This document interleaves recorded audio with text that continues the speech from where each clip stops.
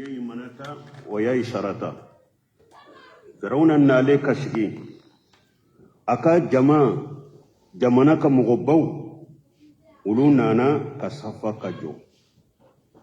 أو مين فرعون ببوبلاسو ممرا بوبلاسو فرعون كيني أنما ويا بفا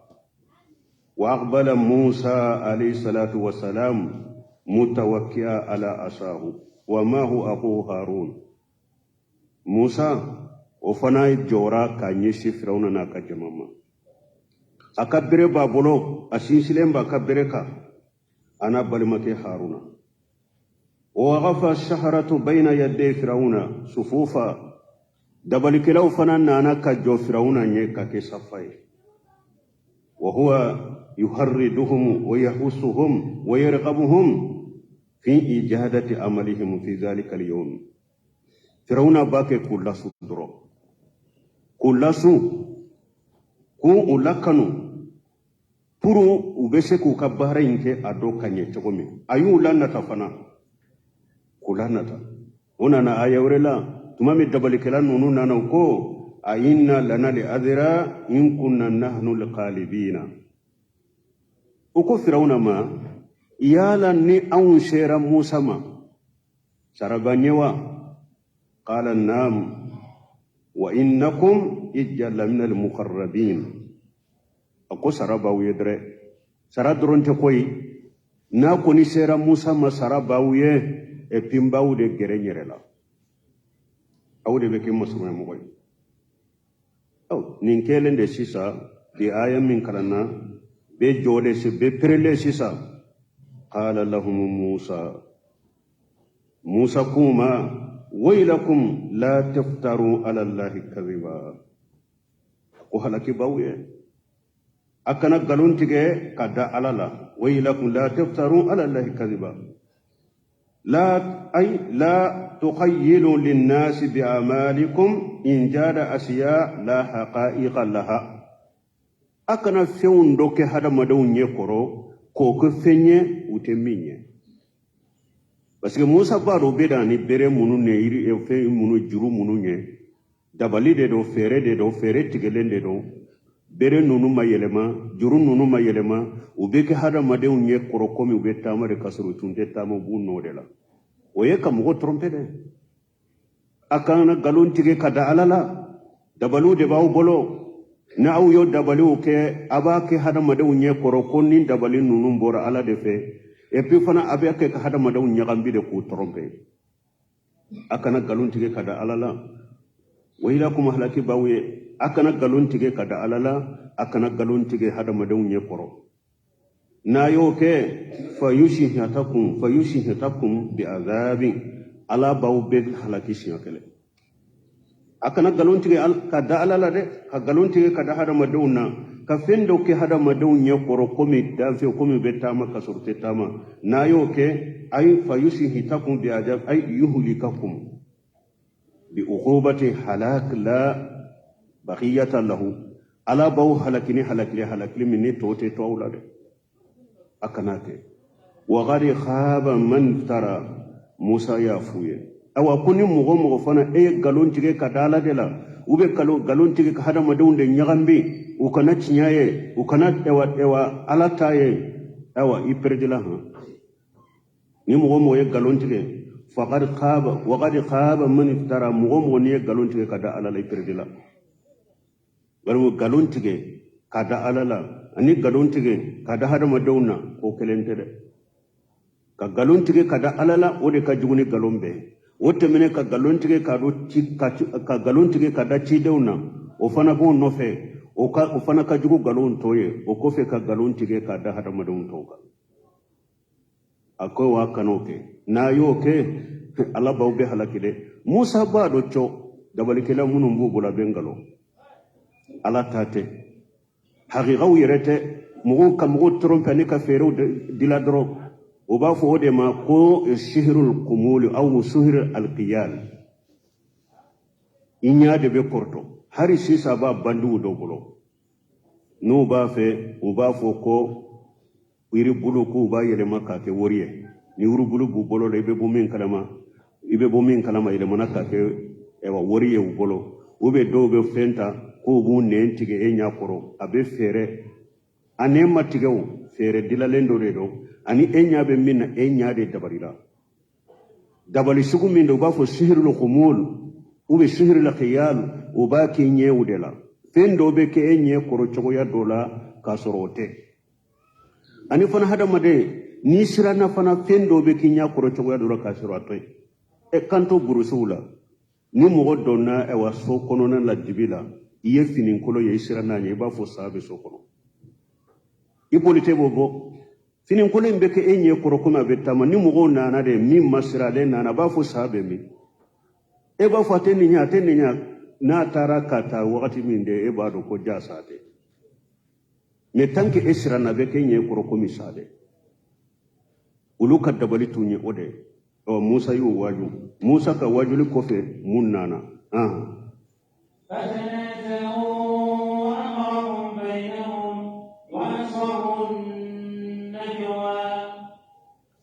fatanajaw amrahum bainahum Musa yenni wajili kele minke dabali kelew ye ñugon soso Abdurrahman Sadi konni yoro de la ko wa kalamul haqq la budda an yusaru fil qulub ko cinya kuma na fora ja ko ba noto dusukunna de ni cinya kuma fora duraba an noto dusukunna balmun ko femmin bora ala de fe abora tiren de fe ni yo fo a fo cogo ñuma ye hakkili ñuma be mogo la aka hakkili bamina yoronin kele tiña kuma be noto dusukunna de donc wode ya to tiña tigisi kana jo yere la kana fo ka jamana be cogo min wajuli kala jugu kacca bidiya wajuli kala kacca mushriki wajuli kala kacca ninne kelen kombe tiña fo jamana kono ninne kelen kombe tiña fo misiri kono ni dugun kono ninne kelen ko mbeke tiña fo la kala taf ka tiren tafo nka kuma ute sira sorombe nyere sege ayi tiña kuma be noto dusukunna de kana joyire la de e kelen ka tiña abe mogo kemen kan galo imbe daji hakilima bolo ima Musa kelenye jamana mume masakena ka jama a kelenye kuma kelen min fo dabal kelaw ye ñogon soso aye noto wula tiña kuma be noto dusukunna de donc seminu ko ni yoro fana la a ko tiña fo baga kana jo ire la kana décourager ibe yoro tiña yin fo no bala mogo mun be min fo kani yere sege sa ekele mogo keme bi kononto tara yoro mi o ekele ifana ka fara mogo ka ube mogo keme be tara fankere e fana be fankere la tanki be ala taka ibe ciden taka isabati ita inde be laba koy mogo keme inta imbe na te qur'ana ka te hadisa ka ate manhaju salafu salu ka bebe ta jikono ita inde be sabati kana joyire la tinya fo jamana kono ala be barka do ala koy e pi abe noto dusukuna Musa tafule ka ke wode tuma min ninkera dabale kelaw ye ñogon soso watanajaw amrahum bainahum uka ko ye ñogon soso nu ñogon ce doko antene ñañini nin te dabale kelay de nin fule ka nin kuma min fo nin te dabale kelay de kayira ambe min na galonde bambulo an kana galonda alala an kana galonda hadama dawna an kana fewnke fe munum bambulo an kanu ke fenye ute minye an kasira alanye ala kana halaki an kan janto nin kuma kan nin kolosi nin te dabal kala kuma ide do yen nin fo an kan tato an ka tugun nin ko dabal kala kuma ten nin do ko ay nin ne dabal kala de dabal de ba bolo sa anna kan yogon da doro ni atakera tiñaye afule ni anta kera tiñaye anyi seba ya sura aka afule do ko ay anna kan yogon da ni anta kinya tiñaye anya sanfila suru na ta kera tiñaye an ka tuba ko do ko ayi nin ko ni dabali kala de sa ay buwan koro uye ñogon soso kuma uma ke kelenya nimbe nin fo bo hada maden fana jamakulu na ye ñogon soso do bora fangalo ma do ma bala na ye ñogon soso do bora mo fangalaw do be bo ka barika la de fala tanadaw fatisfalu وتزحب ريحكم على يركو قرانا كنا كو أكنا نيغون سوسو نابلا أكنا نيغون سوسو نابلا ناكا فanga beta ni jama kuli nyogon soso doro barika be bawla ka fanga beta Musa kashi wajuli kuma kele dabal kila wi nyogon soso wa sarru nadhiwa ukanyogon soso kono nana uye nyogon nye ka kuma udogo fo nyogon nye Musa ni Haruna ke mimme wa sarru nadhiwa uye gundoko yenu nyogon je yaro hada madem fule ni ini kele baga be nyogon na ika kele baga be fere bedeke dibinula nyogo nyew de beke kofe ere nyew de beke kofe pour be se ka fere mintige ke samfela so kele baga fula nini mogo be nyogo na ubafo an karasata anka kale de anka dankara la de ere nyew de beke kofe nyogo nyew de beke kofe dogo kuma de be fo ko lo chogo mi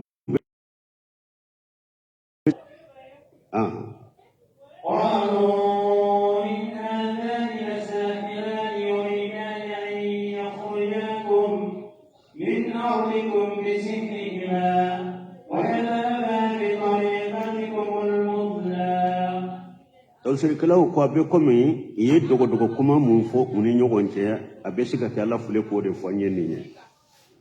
qalu dabalikilaw ko ini hajani la sahirani ni nu fula fule de Musa ni Haruna nonun te foye ni dabalikila fulate akana nyogon soso nonun ka kola koy nonun te foye ni dabalikila fulate yuridani an yukhrijakum min aradikum bisihrihima ufula ba fe de kawgo ka dugu koloka nu fula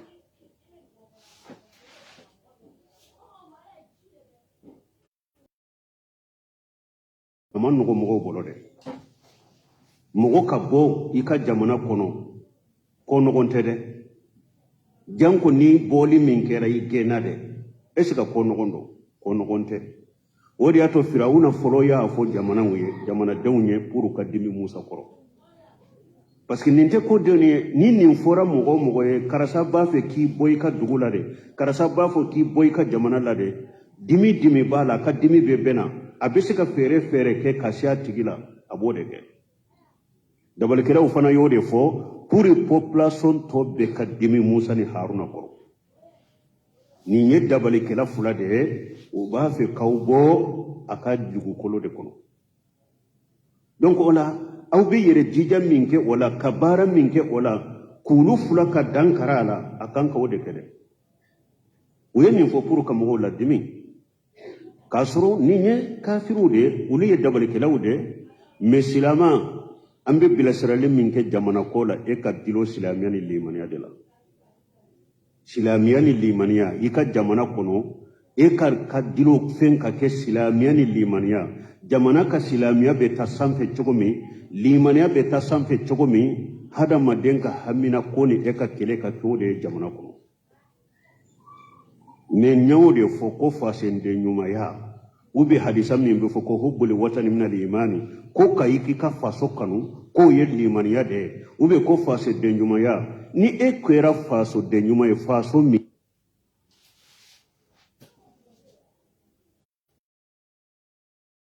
tala bala bidiya mugo bala sunna mugo bala ni e kera obe ka de nyuma yedu ibetami dolo minani bodi sunnani ewa adonkili danani abidamu ewa abidiya mugo na mushrikina munafiqina kafiri aboli sunna e kera ulube ka de nyuma ebetamu fulaha oda to buno semino ko faso de nyuma ya ko min fule ni nyani faso ko min fa ko katiru jidda ako danze bele bado de ako hada maden ka dilo fen ka ke islamiya limaniya bisukun ka dilo odela nabe kele ke jamana ye naba tesiri jamana ye aya tesiri islamiya be sabati jamana kono chogomide limaniya be sabati jamana kono chogomide aya tesira ka kele ke ode nofe me demokrati kele laicite kele jamana kele aya sembwala sino ni sara isara fude ni be kele ke silamiya ni be kele ke dina togola kele ke limaniya togola kana kele ke politiki togola de kafiru de ka haklina ni yanka jamana de yanka dugu de u ba fe ka ewa dabal kelo fule ko de fu ubafe kaubo akadugu koloka ni ufulaka dabaliye wejihaba bitariqatikum limusula puru ulunata ni au kasiraye aka dabali sira min fula aburo sira korotali min fula unata naye parce que ulu fe dabali tunye femba de ko jugu tunte wolo dabali tunye femba de ni be dabali do ibe sarani o dabali de ibe baloni dabali inde baleri be do ila ni dabali inde donc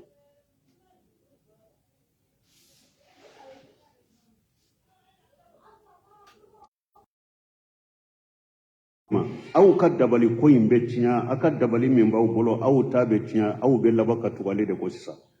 anaka sira nyuma imbe tade dabali inde tumbe ulu bolo sira nyuma ufula ba fe kaw bo aka dugu kolo kanu ka dabali de anaka sura nyuma min fule ni nyanyi nya ka dabali doni min fule ni nabe balona abe sara nayi abe bonya nayi u ba fe ko fana bo aw bolo katanu fana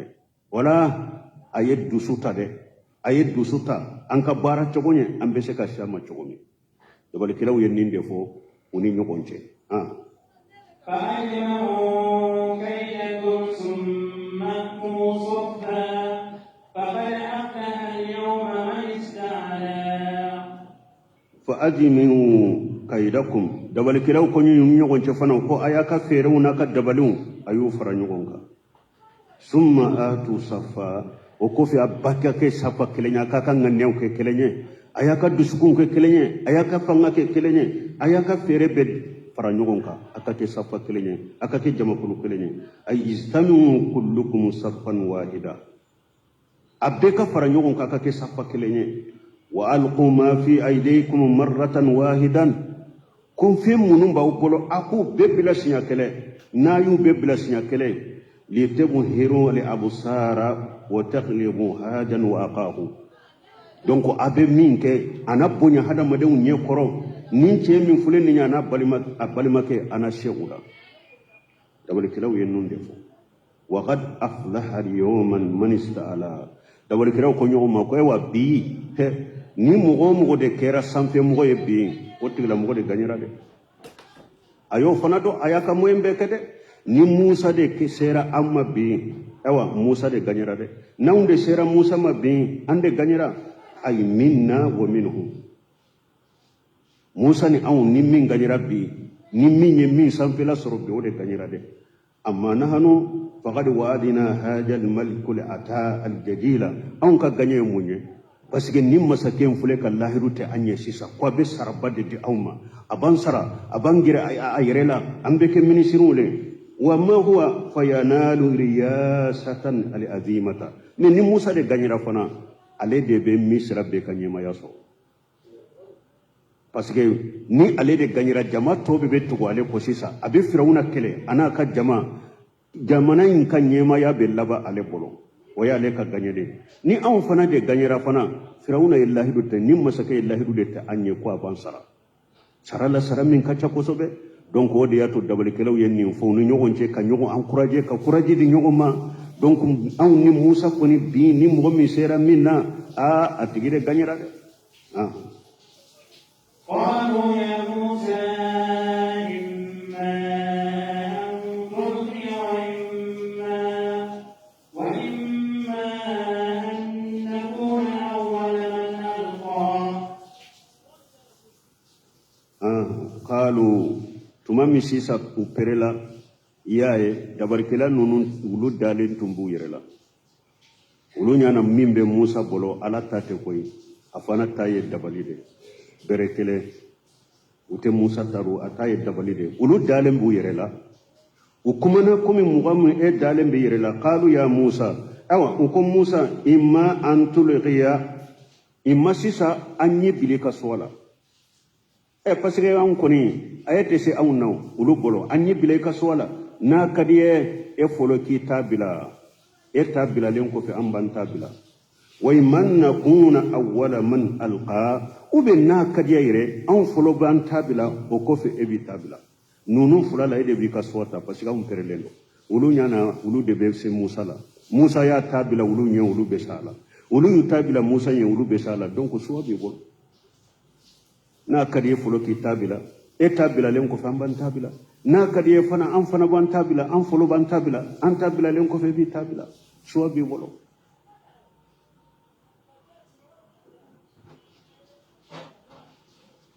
koy neten tabila de aw kaw tabila parce que Musa fana ba fe galo abila de folo be ka galo nye folo kan ni san na saka kan na sa ke be nyana folo o ko fe ina tinya ke ka kunkulo sembe ci be nyana Musa fana bode fe abado aleta de ke mo te sa aleta law aleta ya alata de alaka kabako de dalen ba yere la dalen be min ba bolo alata de dabalite danfente sala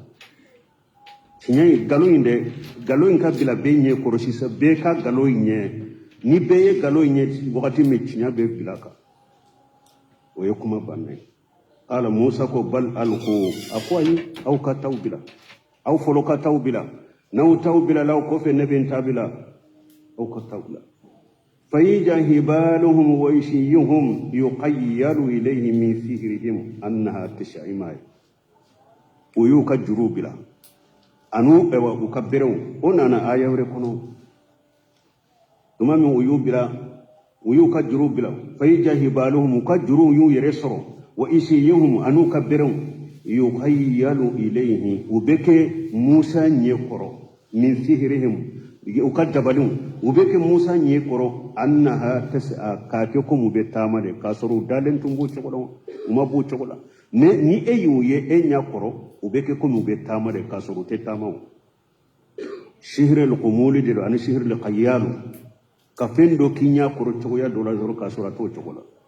o kero chogodela et puis itumbe bere nunu jurun nunu bila ukallani firauna de qalu bi ijjati firauna inna lanahnu alghalibun ukalilaka ayawre kono suratu shuara kol di firauna ka bonyaye ni firauna ka bonyaye bi aunde bese Musa la yubila firauna yere munye jango ka bonya ka kalini firauna